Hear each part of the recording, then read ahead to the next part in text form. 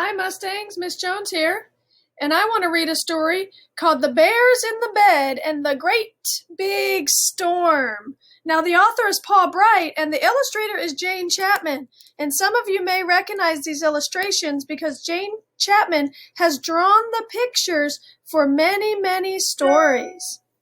So, The Bears in the Bed and the Great Big Storm. Oh, look at this. Looks like maybe it's going to be a snowstorm. Those look kind of like snowflakes. Look at that. The Bears in the Bed and the Great Big Storm by Paul Bright, illustrations by Jane Chapman. How the wind blew! It howled in the treetops so that the branches bent and creaked and the leaves shivered and shook. It blew over the hills and the high places, howling and wailing through the rocky passes. Bear and Mrs. Bear slept warm and snug and untroubled in their bed. They're not worried about the storm. Then Bear felt a tugging at the blanket. He opened an eye. He opened one eye. There was Baby Bear. There's a monster outside. I can hear it howling and wailing, and I'm scared. Can I sleep in your bed? There's no such thing as monsters, said Bear. What a scaredy bear you are. But he pulled back the cover, and Baby Bear snuggled up warm and safe.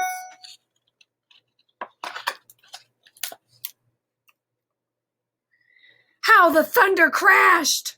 It boomed and cracked so the house shuddered and the windows rattled. It grumbled and rumbled and echoed and faded, only to boom and crash again. Mrs. Bear and Baby Bear slept warm and snug and untroubled in their bed. But Bear lay awake, with his paws over his ears. Then Bear felt a tapping on his shoulder. There was Little Bear. There's a monster outside. Its tummy is rumbling and grumbling like it's going to eat me. Can I sleep with you? Oh, there's no such thing as monster, said Bear. You're another scaredy bear. But he lifted the cover and Little Bear snuggled up warm and safe. How the lightning flashed! It forked and flickered, lightning the scurrying clouds and splashing quick black shadows on the windows and the walls. Mrs. Bear and Baby Bear and Little Bear slept warm and snug and untroubled in their bed, but Bear lay awake and with his pillow wrapped around his head.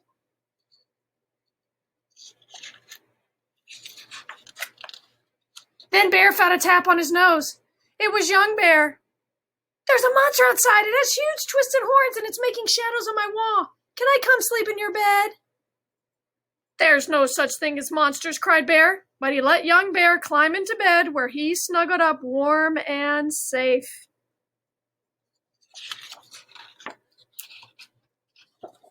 Oh, what is that? Now Bear was wide awake. He listened to the wind howling and the thunder crashing. He watched the lightning fork and flash. Young Bear's right, he thought. The shadows on the wall do look like monster horns. And he pulled up the bed covers right over his head. Suddenly there was a rat-tat-tat-tat-tat-tat at the door. Everybody woke at once. Who can that be? Said Bear. It's probably nothing at all, said Mrs. Bear. Go and see. She gave Bear a little push. Oh, he doesn't seem so sure. Bear climbed nervously out of bed. He picked up a candle to light his way and padded slowly, ever so slowly, to the door. You're all such scaredy bears, he said to the others. There's no such thing as monsters. As he turned the handle, the wind blew the door open. The candle went out, and everything was black as black. Then the lightning flashed. Oh my goodness, what is that monster? A monster, shouted Bear. He jumped back in fright and dived straight under the bed. It's not a monster, it's a moose, said Moose, stepping through the doorway. The storm has blown away my house. Can I sleep in yours?